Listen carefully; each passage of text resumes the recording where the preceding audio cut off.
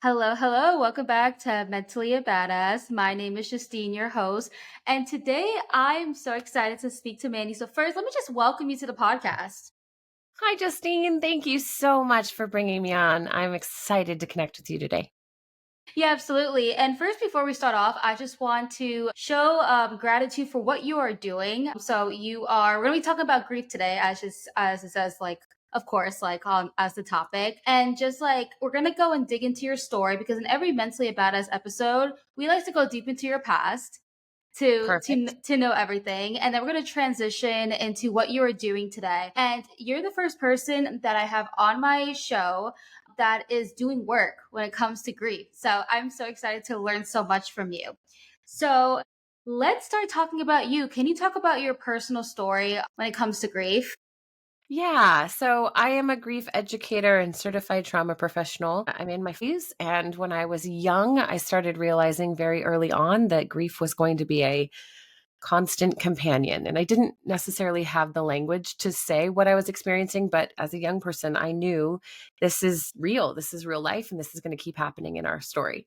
So I really don't remember a year that I wasn't grieving something or Mhm. someone, whether it was a death, a move, a loss, a relationship change. It all impacted young Mandy in ways that have lasted through to now. And so as I was going through the loss of fertility in my family, in my own marriage, as I went through my loss of my great grandmother, my grandfather who helped raise us, and then my mom in 2016, everything just coalesced into this recognition of I can't keep living a life that feels very reactionary. I had a lot of awareness through education and through experience and relationships with really intelligent mental health professionals, which absolutely saved me. But I just realized I was like bouncing from crisis to crisis with great coping tools and then falling apart again. And so after my mom died, decided it's time to just really press in. What does this life look like if I can stop relying on coping mechanisms instead and learn to integrate and tolerate the discomfort? Now I have the language for that. At the time, I was like, how do I get through this? How do I survive this? How do I do this? How do I move forward? Instead of like this idea of how do I move on from grief? How do I integrate it in a way that allows me to be fully myself and present for things that are really hard? So, like I mentioned, I've lost my great grandmother, my grandfather, my other grandfather, my other grandfather, my mother. I've lost aunts and uncles, friends. There really hasn't been a year that we weren't grieving something, if not multiple things. And so in 2020, I started the year off with a miscarriage and a job loss on top of learning that COVID was a new thing for us, and decided it was time to just write all of this down, write down all of the things that helped me, write down what didn't help me, identify the ways that people caused harm unintentionally to me as a griever and to my family, and the way that we were trying to move forward and to heal. And it turned out to become this incredible 31-day guidebook and an online coaching practice, as well as like a private coaching group that I host on Facebook as well. So grief has become a welcome and constant companion despite the discomfort of it all. Yeah. So first of all, I actually relate to a couple of things that you said that I didn't even really think about until we've met. So I've experienced a lot of grief, like as a child. At one point, I remember I was going to funerals like every single month. Like everyone, for some, like it was a time period. I don't know how old I was as a child. It was just like everyone just kept passing away. And it was just, yeah. So, I didn't also even think how it affected me. I you know how like things in your childhood of course can show up in your adulthood. And I'm kind of wondering if that has ever like showed up and maybe I'm just like oblivious to it. And then I don't have like any grandparents. I've lost my last grandmother when I was 15 years old. So I never really had much of an experience. I my abuelo passed away before I was born. So I do grieve that I've never met him. And this is all the stuff that I think inside my head, but I never really talk about it Yeah. because I always, I guess, think that people are going to judge me and think like, oh, well, you didn't even meet this person. So I actually do kind of want to jump a little bit into that, the Mhm. feelings that I had of grieving my abuelo when I didn't even meet him yet. Yeah. Like, have you ever spoken to someone who's, I guess, brought this up? Like, I think I'm trying to figure out my question for you. I think I just want to like talk about it. Like, have you do you know anybody who's dealt with something similar? Absolutely, and myself included in that. Where we approach our losses from have to be foundationally stable. Meaning, if we recognize, oh, this is grief, but we don't have a safe place in our lives or a sense of security, like an ongoing stability that we can trust, being able to bring grief conversations, which are full of uncertainty, full of discomfort, full of big, heavy emotions, it's really not quite possible. And so, even as a young person, we tend to be more resilient. Kids are considered like puddle jumpers when it comes to grief. They can go from grieving something really heavy and then jump into the next thing, which is playing with their friends and then playing with their dog or reading a book and then grieving again. And then now they're hungry. They have a mental flexibility that adults have kind of worked out of themselves to their detriment. So when it comes to this idea that I didn't meet someone, why am I grieving them? Well, it's a sense of future that you're grieving. Grief is not reserved for death. And so when we think about the future we could have had with grandpa there and the shared family meals around grandma and grandpa's dinner table and all of the cousins and aunts and uncles gathered around for a holiday, those are things that we may or may not have held on to, or some version of those that are taken from us without our consent. And grief is the honor of our relationship to love, to those people, and to a future that includes them. That's the way we show up for the relationship now that they've passed. And so that normalizing that experience of grief, especially when someone is trying to minimize it by saying, "Oh, you didn't even meet them, why are you grieving them?" is our work as grievers. So normalizing, of course, I'm grieving them. They mattered to my family, they mattered to me.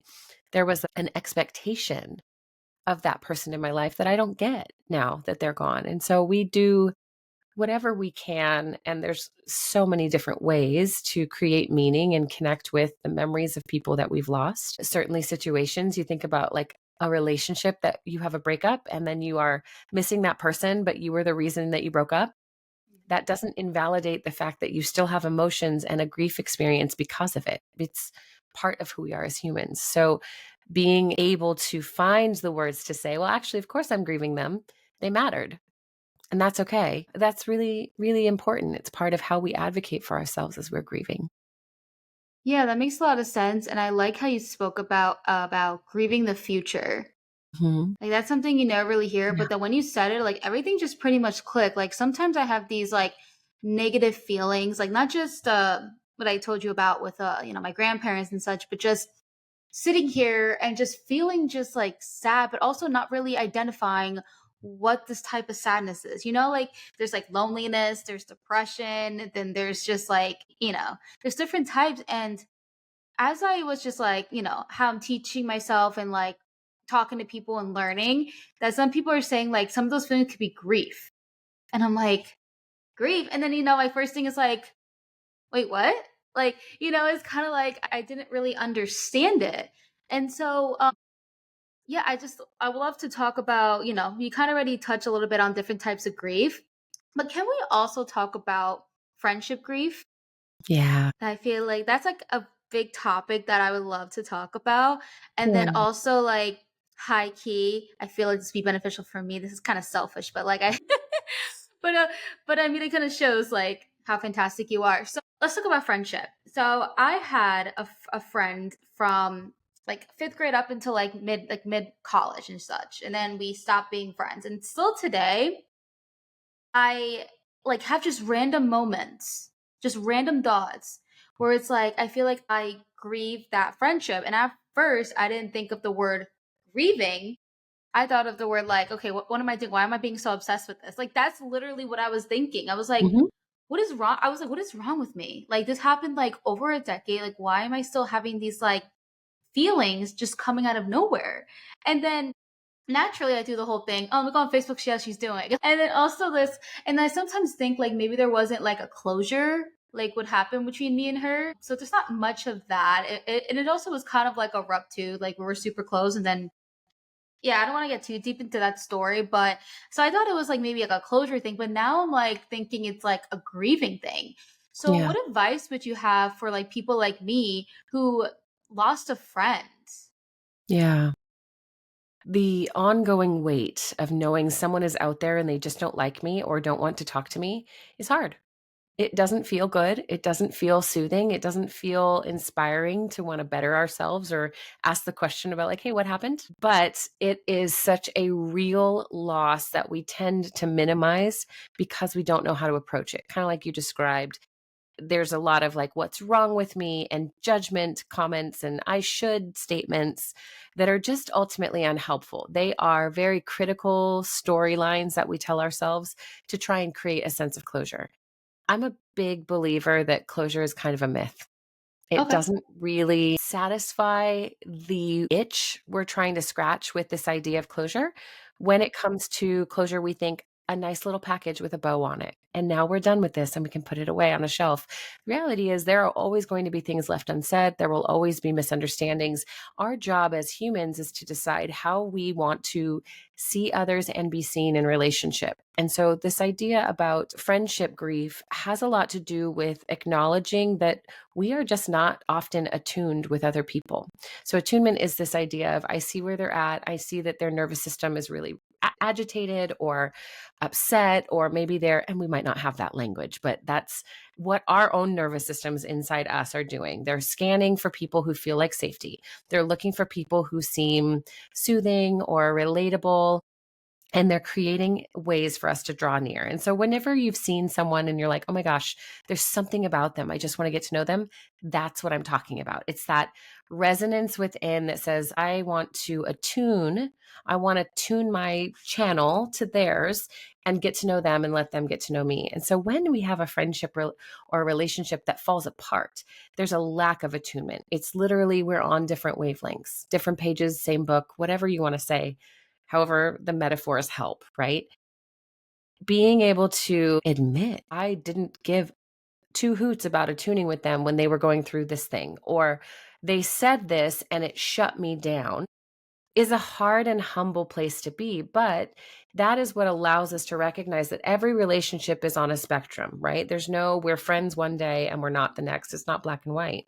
It is always an incremental moving away from or moving toward the other person. And so as you're going back and forth, we are just constantly reattuning to the people that we're with.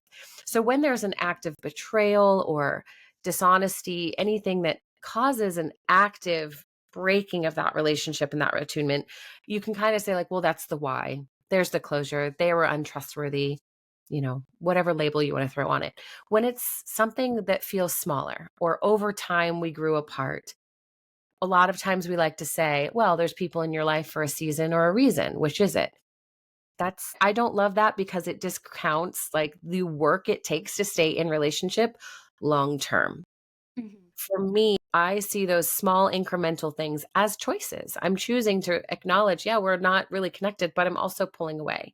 We do grow out of relationships. We grow out of connection to each other in a lot of ways. And I find that that tends to happen when one part of the relationship is growing and shifting and letting themselves develop and maybe shedding old beliefs or shedding old behaviors, and the rift comes when that person who is changing and evolving gets really judgmental and crappy about it and starts making comments, or doesn't have space or capacity to tolerate or even appreciate the person that they were connected to. So you see a lot of that when it comes to, like you said, college. If after college one person really stays on that college lifestyle and loves the environment and loves the freedom of it, and the other, goes toward career and family or whatever that looks like, those different transitions in life can also be places where relationships just don't have as much capacity to attune anymore. And if one person is unwilling to evolve in some way, even in their own lives, it can be really hard for them to view their former best friend, we'll say, as someone that they can relate to because they're afraid of judgment. It can be really hard for the person that's on the other side of that to know how to relate without this sense of judgment or scorn or like teaching mentality of like, you should. There's all this should language that goes back and forth. So that's a long answer to say, yeah, friendship grief is real. No, you said like a lot of really good things. So I'm gonna just like go from the beginning of what you Sure. said, and because everything that you were saying, there were so many moments in my head where I was like, "My God, you just answered all of my questions. Like you just like helped me so much." So the Did first it? thing, yeah, I'm about to tell you. So here's the story. When I was a sophomore in high school, I was in the locker room and there's this girl, I could put her name, it's a good story. Her name was Kelly. And so I just randomly one day looked at her and I went up to her and I said, Kelly, we're going to be best friends by senior year. And then I just walked away. I've done that. Some of my good friends will tell you that I approached out of nowhere and just asserted myself. Yes. Yes, so I did that, right? And then we became best friends and we're still friends too. So like isn't that crazy? Another thing too is that in high school her and I were so different. Like she was like in the group where kind of the nerds. Like I know weird this but like the ones that was like always AP honor, always in the library, that. And then for me, I was kind of like a little bit of everything, but I wasn't conservative in that way. I was kind of more fun, or I'm trying to word this in a way where it doesn't sound like weird, but you kind of get what I'm saying. I'm talking very stereotypical high school, just for the sake of the story. So we're like polar opposites. She's quiet. I I talk a lot, as you can tell. I have a podcast, so it's like completely two different people. So you think in your head like, why would this person want to be friends with that person?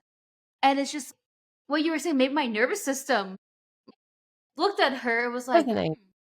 yeah, right? And throughout the years, her and I had like a really weird friend. Actually, my mom even said this to me that we had a weird friendship where it's kind of, obviously friends they fight and, you know, up and down, like that's normal. But we had this thing where if we were to fight, it was kind of like we were dating but not like romantically. You've created a friendship intimacy. Yeah. That's what That's it is. normal. Yeah. Yes, and I feel like we still kind of we still kind of have that. We just don't talk as much as we used to because I live in a different state now. I moved away, so our bond isn't as close as it used to be, which is like super sad, and I kind of grieve that sometimes, I guess. But yeah, and it's just like even she said that too. Me and my friend were like, why are we so and then one time I was like really mad at her and she left all the way to my like, house and like gave me this gift and it's just stuff that I feel was extravagant and we both did that. It was we had a very close friendship, but I felt it wasn't a kind of friendship that I've had with other people. And it was so different. And it all started when I had that first moment when I looked at her and just had that like, oh, let me go up to her and just tell her like, oh, she's gonna be my best friend. Yeah. All these years, all of these years, over a decade, I've been wondering that. And then you just answered Mhm. my question. My I'm nervous so glad. system probably felt like some sense of like connection and safety and such and just went up to Yeah. her. Wow, I need to tell her. I'm going to text her after this and tell her that. So that's like one thing I want to touch on. I hope that anyone who's listening to this had a similar experience because yeah, that opened up a lot of okay, I have one. Okay, so how about we talk about how friendships that like are going in different directions. So for me, I'm 29 years old. I'm not married. I'm not single, but I'm not married. I don't have kids, and I'm a entrepreneur. I don't work a 9 to 5. So and then I have a friend that I've been friends with since high school. This is a different girl, and she has like 2 kids and a husband and such. Over the years, there was a lot of times where it can be a little challenging to keep our friendship, and sometimes I just get kind of like I don't know if it's the word grieve or just sadness or whatever, but I guess part of me, like, misses how the connection that we used to have before she, became a mother. And then just recently, it eventually caught up to us. Very recent, as in like 2 weeks ago, like so recent. And so, do you have like any advice for people who may feel like they're forcing the friendship when Mm, it's, like, yeah, I feel like I kind of was holding on to a friendship that felt like it didn't really align with like my life and connection. Like she was really like the only friend that didn't have like same life in a way, sure. like completely different. I mean, once we like hang out and such, like, of course we bond, but it's just not the same, and it's normal because, she has a completely different life. I'm living a completely different life. And it's just like, I didn't want that friendship to be you know, away, like, because she's been friends with me since like high school, and she's also been with me like during some of my darkest moments. So I think part of that was like I don't want to give up on that friendship. So I didn't fully give up on it, but that's like a whole other thing outside of this podcast episode. But I guess like what's your advice for people who may not even like maybe like sitting down and like realizing, oh, I'm like forcing a friendship. Yeah, obviously, when people are in different seasons in life, it can be really hard to even coordinate time to be together, whether it's, and what you just described is a really similar situation, right? The scenario where we have children, but there are different age groups. We have no children. We have a parent or someone we're caregiving, maybe that's living with us. We're just in different seasons and different responsibilities. I will tell you, my close friend group, I get together with them at least once a month. We are all in completely different seasons of how old our children are. Mine are very young. One of us doesn't have any. One of us has high schoolers, and the other one has college students. And it takes a lot of intentionality to remember how to navigate friendship without the triangulation of similarities or a similar interest. So if I say we're going to get together and we're going to go to a winery, the winery is the triangulation. It's not just we're going to get together, it's we have to go do something or have something in common to be in relationship.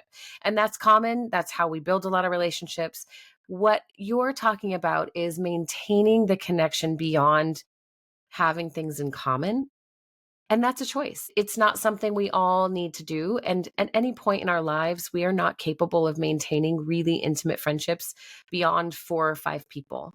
We can connect with people and have care for them and want to be interested in what they're going through and hear from them. But those people that get to know our intimate details and hear the heaviness and the struggle, it's 4 or 5 relationships maximum. That's what the brain can handle. So inevitably, people are going to shift toward us and away from us in that regard. Our work is to not take it personally when someone exits stage left, right? When their relationship or their situation in life changes to the degree that they can't spend as much time with us or they don't want to, whatever it is, that is a them decision, right? That's a boundary they're setting for their own ability to navigate time and commitments. It's not necessarily about us. Now, if we've betrayed them and we're terrible at people and we're behaving wrongly and they call us out on it, that's about us. We need to deal with that. But in the most of the time, what we're talking about is just a loss of connection that is kind of nebulous. It's kind of indefinable. It's not the stuff where you're just ghosting someone because you've gotten your feelings hurt, right? That's an immature response to a relationship loss, and that is common. We have that a lot in friendships, kind of like that quiet quitting of a relationship with friends because we don't want to confront something that's happened. And that, again, that's actually still on them to confront or to bring it up and want to have a conversation about it so that you can grieve well. And so you can get a sense of closure in the sense of this specific event, this specific conversation has ended. That's where closure can come in. But on a grander scale, on like the wholeness of everybody in the relationship, there's no closure because they're still coming to mind later. 20 years later, someone still comes to mind. Okay, that relationship has an opening there. There's something that mattered and we still want to think about it. Our body remembers, our mind remembers, whatever it is, something mattered. And so it comes back up. So it's not necessarily about trying to make every relationship end on a good note or formalize the ending of every friendship. It is absolutely about respecting where people are at. And again, this comes back to that back and forth kind of spectrum of coming toward people and moving away from them. The work of coming toward ourselves is included there because that lets us become more self-aware. For your friend with kids, she may have done some work that says like, wow, I do not have the time in a day that I used to spend 6 hours doing errands with Justine and running around and having a great time. I had a best friend in college that I did that with constantly. And we finally saw each other again a few weeks ago for the first time in a decade. And we talked. We just haven't seen each other. And it was like old times. And we said many times over, like, remember when we would just get in the car and go do groceries and laundry and all the things and just hang out? Yes, what a beautiful time in life. And then I got married and had a child, and she didn't. Our seasons shifted. It doesn't mean we lost our relationship. It just means the intensity. And again, that inner circle kind of shifted out. And bringing that person back into my inner circle now is a choice I can make, or I can say, I still care for you and you're right here with me and I will be invested. but not in the way that not that intensity of that intimacy that we had when we were younger. And that's really normal. Yeah. And when you're saying about like 4 to 5 people, have you heard of, and you probably have, the quote where it says, "You are the 5 people that you surround yourself with"? Oh, yeah, I've heard that. Yeah. And so when you said five, I'm like, that like that connects.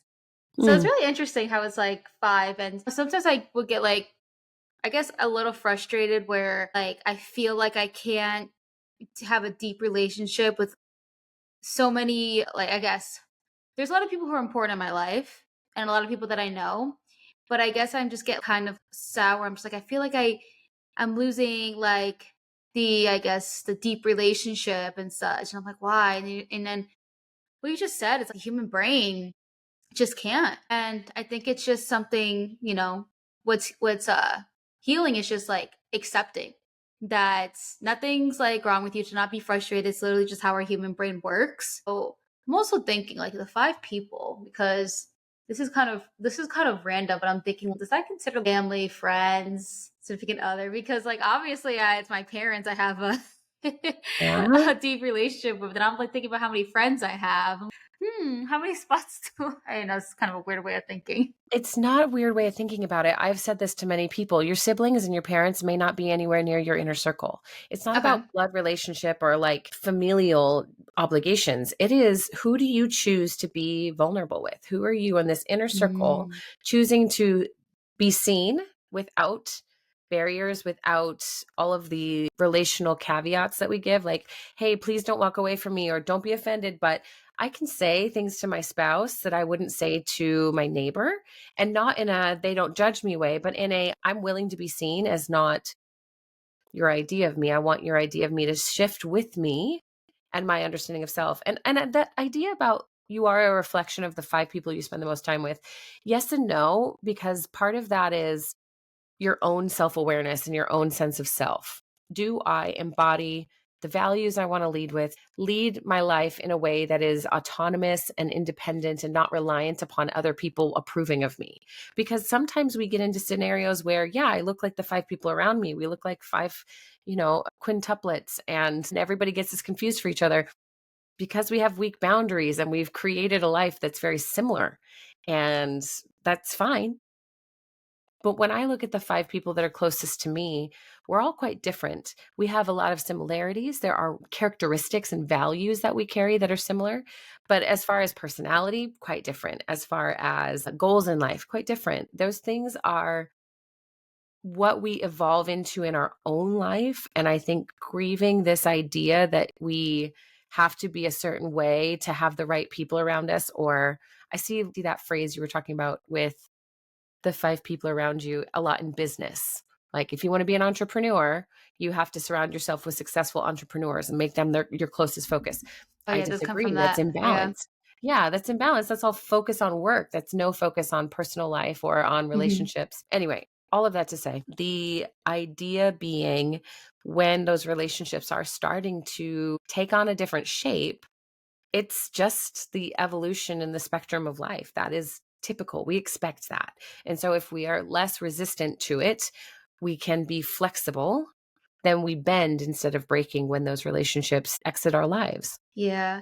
And then yeah, you're right. That did come from like more of like one of those personal development business books. Sure. It's Yeah, a yeah. I common just I phrase. just thought of that. And they say that like, make sure you do this so you can be successful in this. And without like me saying it, you kind of like just said what I was thinking. Is I don't like that because there's people in my life where they mean so much to me and I'm close with them, but if they don't have the same, they're not all there out there trying to be entrepreneurs, and not everybody's like that. So that was like actually very relieving to hear that from you, because I was thinking that I just didn't say anything. It was one of those things where you just think and you're like, I don't Totally. know if it's just me. You know what I mean? Yeah.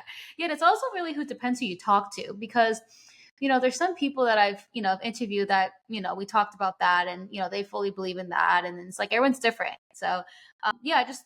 So I appreciate that. So, one thing I want to talk about is, what would you say for people who may be grieving something that didn't happen yet? Like they have, their parents and they're still alive. But then, eventually down the road, you're going to lose them. Yeah. So, yeah, what's your take on that and your opinion on that? You're talking about anticipatory grief, and it happens frequently when we recognize, okay, eventually this person will die.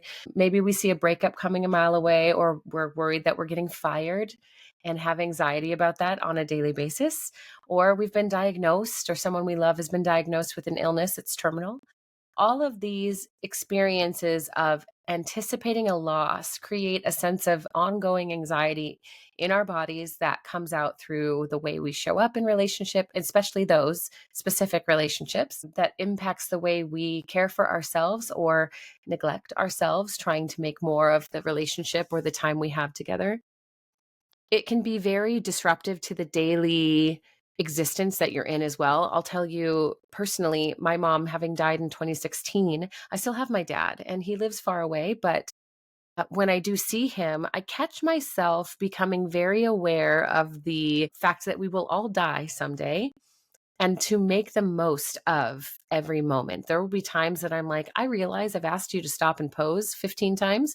Do it number 16. I need another photograph. I need to make sure this feels magical. And the impulse to do that is a loss of control. It is a fear of certainty, or excuse me, a fear of uncertainty. It is anxiety about the present and fear of the future that I can't control. And it is not something I enjoy. It's not something that feels good. And with anticipatory grief, especially around like terminal diagnoses, less about, yes, I know someday we will die, and more, hey, your person will die in the next number of months or days or weeks. And that leads us into often of suffering because of our attachments, suffering because we can't control the outcome, suffering because we can't protect our person. And we tend to start doing things we wouldn't normally do when we're in our own state of self regulation and feeling connected to ourselves. Anticipatory grief really pushes us out of our window of tolerance where we can handle news and disruptions and interruptions and things that want our attention and then go back to our task at hand. Like we can handle the doorbell ringing and then get back to work. With anticipatory grief, it really keeps us dysregulated to the degree that maybe we jump a little higher when the doorbell rings. Maybe we think every text message is the text message saying that they're gone. That state of dysregulation and discomfort can be addressed by so many different methodologies and techniques to support ourselves through that kind of anxiety. I just think people don't allow themselves necessarily to name anticipatory grief, right? We want to be okay and productive in our day. And so we minimize what we're experiencing. We write off our anxiety as just like, oh, the world's on fire. It's a big dumpster fire. I'm fine, one day at a time, and pretends that it's the global grief that we're carrying when really we have these minute, small things that are really overwhelming. And we just don't have the language or the support around us to navigate it. Yeah. I love how you were talking about like the inner, and especially when you talked about like the fire and the dumpster fire, because like that's like I feel like that's like a consistent joke. And so when you said, I kind of had a laugh, but it's so crazy. So I guess my question, just want to kind of clarify, is even though the reality there obviously is a lot that goes on in the world, but I guess it's really like focus on what's going on within that I guess helps with your response. Yeah. So is that kind of what you're referring to before? Yeah. So my work with restorative grief is all about integrative grief support, heart, mind, body, spirit. And we really focus on what your core values are and how those are leading you toward actions that make you feel more aligned with yourself or leading you away from actions that make you feel aligned with yourself and that maybe borrow values from someone else. And so when we're talking about specifically anticipatory grief, but this is relevant to all different grief experiences, we are typically so worried about trying to control what is happening externally that we fail to stay present with what's happening internally. So, happenings inside of us mean we're feeling sensations like maybe our throat constricts or our heart rate starts racing. Maybe our stomach hurts. Maybe we get a headache. We might have a skin crawly sensation that makes us feel nervous, right? We have these bodily sensations within that are wisdom. They are responses of our nervous system saying, hey, pay attention, something's going on. When we think about those things, we create meaning. We attach an emotion to it. We attach fear, anxiety, worry. Maybe we attach, we don't care, we don't need to worry about it, and we minimize it. But all of those things are happening within us, regardless of what's happening without. And so, as our nervous system goes from child up to adult and into these different experiences, it's borrowing on information it learned and things it practiced when we were younger. So if I'm facing a bear at age 4, my nervous system is going to say, "Hey, scary, run away," right? Or whatever you're supposed to do with a bear. I always forget. When I get to 15 or 20 and I face that bear, it does not matter if I've learned you're supposed to stand up and scare a bear back, get bigger. My 4-year-old self might try to run away because it's a scary scenario. It doesn't even have to be a bear. It could be a bird that I'm standing in front of. If I have something that tells me an animal is unsafe and 4-year-old me ran away, then 15-year-old me is going to remember that, not because I think that was the best answer, but because my brain has said scenario is familiar, and I'm going to bring up that treasured memory of how to stay safe and survive. That is internal work that shows up in grief all the time. So if I remember when I was young and my grandfather died, and my other grandfather died 15 years later, I might have a very similar external response because I have not attended the internal world. Even if they were different relationships, different scenarios, my brain is going to do the best it can to recall the information I've gathered. And so when we talk about that internal work that needs to happen, especially in relationship to anticipatory grief, we're really talking about doing the work before grief shows up. We're talking about getting to know who we are. What does it feel like to experience grief in your body? What happens in your body? What happens in your heart? What emotions are coming to the surface? What happens in your thoughts? And when it comes to your spirit, your sense of self and connection, do you disconnect from what you're experiencing? Do you disconnect from others? Do you disconnect from a spiritual practice if you have one? All of that piece, all of those pieces of self awareness are the tools that allow us to show up, face anticipatory grief, and say, okay, I can remain with myself through this. It's not going to be easy. It's not going to be fun. And every day it's going to be a new, fresh horror. However, I can stay aligned with myself if I am willing to attend to the discomfort that I'm feeling and honor that this is real. This is life. This is happening. And I'm not going to fall apart unless I choose it, right? Actively making choices for ourselves to stay present with ourselves. That's that internal work so that when an external event happens, we are less traumatized. Trauma is really an ongoing need being unmet over time. And so if our needs can be met, even if it looks like support when we are feeling untethered, then we're going to be less likely to rely on 4-year-old self's method of getting through the life that is in front of us. And that inner work, there's a quote that I love, and it's something like, be the rock upon which the waves crash. Not saying be immovable, but saying, like, as things crash upon you, recognize I am a rock. This intensity will dissipate. This will melt off of me. Eventually, the sun will return. I will dry and I will be changed. Perhaps it's been hitting for a long time and there's erosion. But the reality is I am still me and I am still steady. That's the inner work. Yeah, yeah, I love that. And I love the way you described it too, because I thought I like knew what it was, and then I didn't know as much as I really thought. But You know a one lot. thing, It's just a different way of saying it. Don't yeah, discount yourself. my therapist says the same thing. Like the way I talk about my, and actually, like this is kind of irrelevant, but like 2 days ago, I was with a friend and I went to her apartment and I was like, oh my God, like I was like obsessed with her apartment. And then it kind of made me think badly of my apartment because she saw mine and then she was like, Justine, stop. Like your apartment's cute. I'm like, yeah, I have this habit where I just randomly, like, I just out of nowhere just start like thinking so down of myself when I shouldn't have to. And I could just, I don't know, I need to work on that. But one thing I do want to say, because when you had that example that was really easy to understand about the bear, and there's time, I thought of that, but I didn't think of like a bear. Is this bear can literally be people who like hurt you in your early life. It can be, let's say, like a caregiver that like yelled at you for X, Y, and Z. And okay, so my mother was like that. She was very scary growing up. And then so it kind of messed with my work life. So like if I got, let's say, called into like the office for whatever reason, like they want like a quick chat, my brain went into like a mode where it was preparing itself to get yelled at, right? But the thing is that never happens.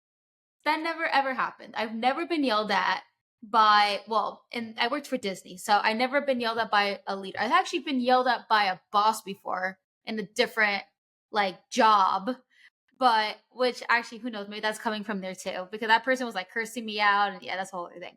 But yeah, no, it's really sad. Anyway, not talking about that, but I always had that anxiety that I really thought this person was gonna like fire me and this and that. And it could be, coming, I think it came deep from like how, like, if I'm in trouble, what my mom would do, like the way that she would yell at me was like very horrifying. So I think if in my head I would think, oh, if I did something wrong, that's gonna happen to me in the office. Isn't it so sad to like think like that? And then that's what you were saying, like, and that's how it like connected. And that just shows right there that at that time I didn't know anything about inner work, like at And all. At all. And it's a huge journey to really like work on that, because still today I sometimes still have those moments. What I do now, I'm a social media manager, so I have clients. And so like I'm always scared that I'm gonna get a text message of like something that I don't know. Like one thing that happened to me 2 years ago that kind of triggered me and put me like I literally had a mental breakdown was something that wasn't even like my fault. Like I was scheduling out posts, and there was something like a wrong with like Meta Business, where I was scheduling a post for my client that's like a tap room, so they sell beer, but it went on to the Instagram where this lady was like a nail salon person. no. I can laugh about it now, but I get a text from her and she was like, "Did I get hacked?" And I was like, "What?" And I look at it and I'm like, Hmm. I wanted to just Yeah. I wanted to just roll up in a ball and just cry, which I did. And I was like, oh my God. And I'm here thinking like I'm literally was calling her. Like I was actually wasn't even being myself then. I was calling her, I was texting her. Like I went like off the rails, which I tried so hard to not, because I'm trying to be as professional as I can. But my like 4-year-old or 5-year-old Justine was just completely 100% like taking over adult Justine. Looking for safety. Yeah. Right? And then but the sad thing too though is I mean, she didn't like yell at me or anything like that. She wasn't like that kind of person, but she ended up dropping me the next month. So that's okay, whatever. It happens. But I guess that's another thing too, where it's like I didn't want it to like confirm what I was feeling, because the majority of the time that the yelling and this doesn't happen. Like majority of the time. I mean, there's still, there's people out there who can blow up on you like in your adulthood, but it's like constantly assuming that you're going to get yelled at. And now till today I still realize that I still have that mindset, but everybody in my life is amazing. I don't have anyone, like my mom doesn't like yell at me like that anymore, or like anything like that, but I'm trying to think of everybody in my life right now. Everyone's awesome, but it's like how could I like not feel that way? So my next question is, I don't know if this relates, but I do want to talk more in detail about like your restorative grief project. So can you like tell us more detail about that? Yeah, the Restorative Grief Project, like I said earlier, came out of a desire to really see, does this book I wrote serve the population I want it to serve? Does this create space for people to have a soft place to fall apart without judgment, condemnation, correction, people trying to repair it on their behalf? And so it became a very intimate and kind of observational group. I'm pretty clear about, hey, be here and just take notes. You don't have to engage if you don't want to, because grief sharing is all about when you're ready, you can tell your story. I can't tell your story for you, and no one else should try. So, being aware of what your story is means doing that inner work and starting to explore, what is it that I'm carrying? How am I showing up in relationship that's causing me grief? If I'm grieving a death, how am I internalizing that? Where am I caring for myself in areas that I need it? Where am I neglecting myself? And the Restorative Grief Project is just a free private group on Facebook where these conversations get to happen, where I ask questions or I throw up a resource and say, like, what do you think about this? How does this resonate? Does this hit what we're looking for as an integrative resource, so we can approach ourselves with some self-compassion and curiosity through what we're going into and working our way through? Because a lot of the time people will just judge or condemn themselves. There's an addiction to productivity in our nation, especially. So when grief enters, it does not make space for productivity. Grief is really derailing and makes it hard to function. So It's a place where people can gain permission to do nothing, to be who they are right where they're at, and let that be enough. And it turned into, of course, my podcast, Restorative Grief with Mandy Capehart. It's turned a lot of myths about grief on their head for people who, just like you, are going through their life and thinking, well, everybody seems pretty great. I don't understand why I feel this way. Or they died 15 years ago. Why am I still, quote unquote, feeling so much grief and so much experience about the loss and the intensity of it? This is a place where I want people to feel free to say the thing that is uncomfortable. And then we can discuss it and say, does that help? Does that mindset, does that thought process, does that resource support the direction you want to go in with your grief work or with your life? Or does it kind of keep you off track? Again, you're on a spectrum. Does it move you closer to yourself or further away from yourself? Does it move you closer to who you're becoming and who you want to be, or further away? And that freedom to ask those questions and to really explore who I am and what I want to be when I grow up, as I like to say, that's few and far in between when we get past 18. Even in college, there's an expectation like you should know where you're headed. You should know what you're studying. You should go to college, right? Like all of those expectations really disallow us to be untethered and unsure and uncertain. So, Restorative Grief Project on its basis is, hey, let's be okay with uncertainty. And I have really appreciated having that space, even just for myself, to say like, oh, it's going to be safe here to just have no answers. Great. I don't know why I laughed on that. I think it was just It's good. I I'm was like, I laughing too. realized I was kind of serious. I'm just out here, just You're my bad. good. But I'd like to check out. Like, I just want to check out the Facebook, just kind of like to see what it's all about. Yeah. And I think it could definitely be beneficial for a lot of people. I think a lot of people who experience grief, like losing someone very close to them, don't really think about things that they can do to help when it comes to grief. I mean, they have grief, grief counselors and such is what they'll say, but this is something definitely very like new, at least to me. Is this like, do like a lot of other people, I've never even heard of this type of coaching and Yeah. Grief coaching is uncommon. I think people go through life experiences and they believe, oh, I can talk with others about grief. But what happens most frequently, and this is going to sound awful, but truly, this was my experience too. As a young person, I thought experience equaled wisdom or expertise. And the truth is, experience equals story. If I can get Mhm. a grasp on my story, I can then decide, what do I want to do with this? How do I want to show up? And not do I want to tell everyone my story and make them see themselves in it. For me, and especially with grief work specifically, this is why grief is so different than what you would find in traditional coaching. It's about making space for people to find themselves in their own stories. Let them, again, have capacity to expand and wonder about why they're doing the things they're doing or why they're believing the things or responding in the ways that they're responding. And then say, but what I would like to experience is this. This is the vision I have for my future. This is what I want to do to get through loss so that I'm not just coping through, let's say, emotional eating. I was a big emotional eater as a young person. And as I've gotten older and done some grief work, I'm recognizing, oh, there's safety and security in junk food for me, in comfort food. There's a lot of story I can connect to it because my mom was a chef. And so going through the motions of cooking really healthy foods, that's hard.